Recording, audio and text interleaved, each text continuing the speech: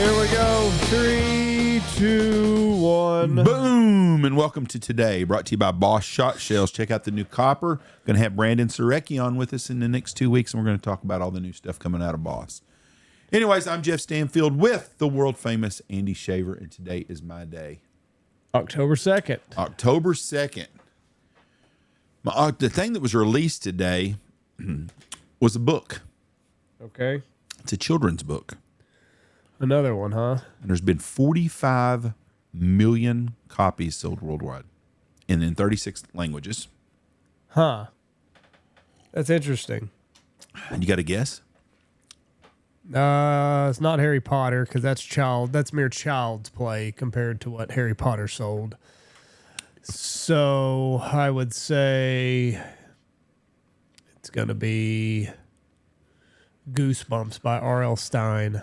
In 1893, Beatrix Potter heard that the 5-year-old son of a friend, Annie Moore, was convalescing after scarlet fever.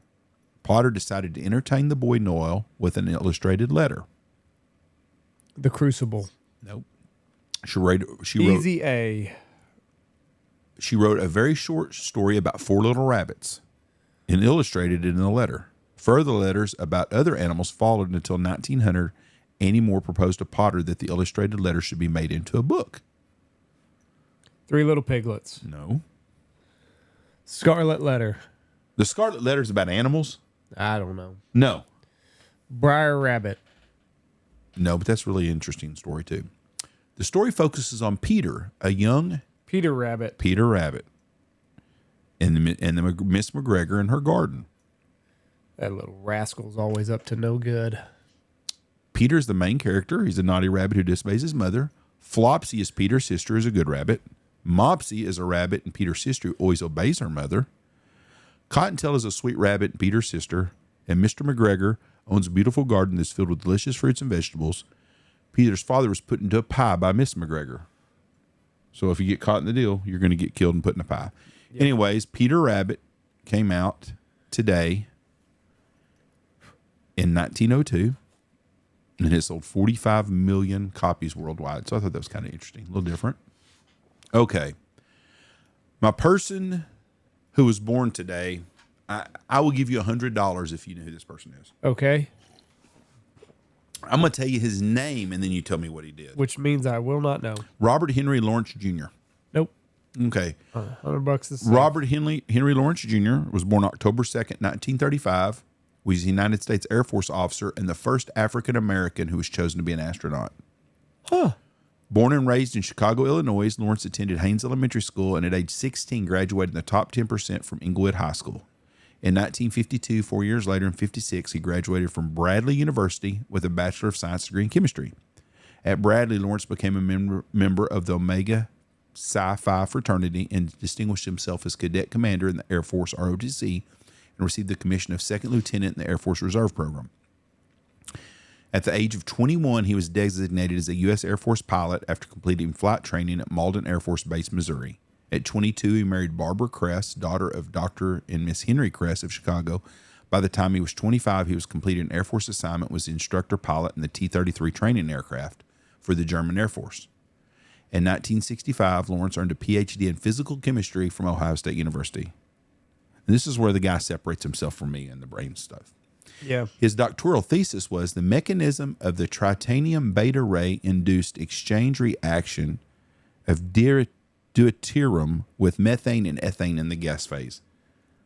I mean, he could have picked a tougher thesis. I'm telling you. I guess if that's if that's all that you know, then Yeah. you got to write about what you know. He was a senior U.S. Air Force pilot, accumulating well over 2,500 flight hours, 2,000 of which were in jets. Lawrence flew many tests in the Lockheed F-104 Starfighter to investigate the gliding flight of various unpowered spacecraft returning to Earth from orbit, such as the North American X-15 rocket plane. NASA cited Lawrence for accomplishments and flight maneuvers data that contributed greatly to the development of the space shuttle. On June of 1967, Lawrence successfully completed the U.S. Air Force Test Pilot School at Edwards Air Force Base. The same month, he was selected by the Air Force as an astronaut in the Air Force's Manned Orbital Laboratory, thus becoming the country's first black astronaut. Lawrence and other mole astronauts laughed when asked at the announcement, "Will you have to sit in the back seat of the capsule? When asked if this selection was historic for race relations in the United States, Lawrence answered, "No, I don't think so. It's another one of those things that we look forward to in civil rights, a normal progression." He said that he had faced problems like other black people, but perhaps I've been more fortunate than others in the opportunities. Donald H. Peterson, also chosen for Mole, with Lawrence said, "I can't speak for all the people in Mississippi, but that he was not reluctant to work with a black man." So he kind of broke some barriers there. At age 32, Lawrence was killed in a plane crash at Edwards Air Force Base on December 8, 1967. He was flying backseat in an F-104 as instructor pilot for flight test trainee Major Harvey Royer, who was learning the steep descent glide technique. Royer made such an approach but flared too late. The airplane struck the ground hard. Its main gear failed. It caught fire and rolled. The canopy shattered, and the plane bounced and skidded on the runway for 2,000 feet. Major Royer ejected upward and survived with major injuries. The back seat, which delays a moment to avoid hitting the front seat, ejected sideways, killing Lawrence instantly. Anyways, he was a great American, smart man, good for him. Anyways, he is a true American hero. You just deserved. Yep, Robert Henry Lawrence Jr. Okay. My person who died today, you know this guy. I bet I do. You do. Good. Okay. He's a songwriter, singer, and guitarist. Uh-huh. He was part of the supergroup, the Traveling Wilburys. Huh. Some of his songs are, I don't think anybody will ever redo them because they're that good, but there's a couple of girl. And if I tell them, you're going to around here no more. So, Learning to Fly. Dave Grohl. Who? Dave Grohl. No. I Won't Back Down. No, I won't back down. Don't Come Around Here No More. The name's on the tip of my tongue. The best one he ever had was Free Fallin'. Yeah, Tom Petty. There you go. Tom Petty and the Heartbreakers were inducted into the Rock and Roll Hall of Fame in 2002. Petty was born on October 22nd, 1950 in Gainesville, Florida. His dad was a traveling salesman. He grew up in Northeast Gainesville Residential District, known locally as the Duck Pond. After his death, a historical marker was placed in the neighborhood, and a nearby park was renamed to Tom Petty Park. As it should have been.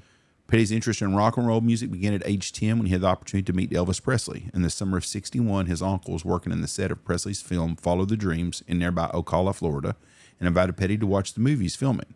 Petty instantly became a Presley fan. When he returned that Saturday, he was greeted by his friend Keith Harbin and soon traded his Whammo slingshot for a collection of Elvis 45s. Of that meeting with Presley, Petty said Elvis glowed. I can see that. In 2006, Petty said he knew what he wanted to be in a band. In the moment he saw the Beatles on the Ed Sullivan Show. The moment I saw the Beatles on the Ed Sullivan Show, it's true. Of thousands of guys, there was the way out. There's a way to do it. You get your friends, and you're a self-contained unit, and you make the music. And it looked like so much fun. It was something I identified with.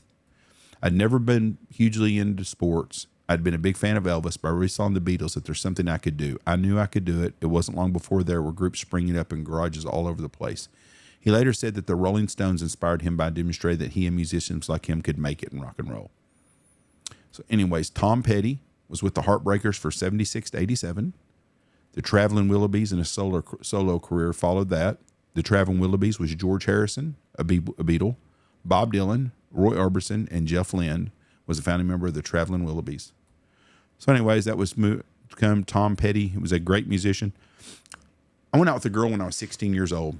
And I was 15, she was 16. And she was a smoke show too. Her dad was a Marine gunny sergeant and lived in Wichita.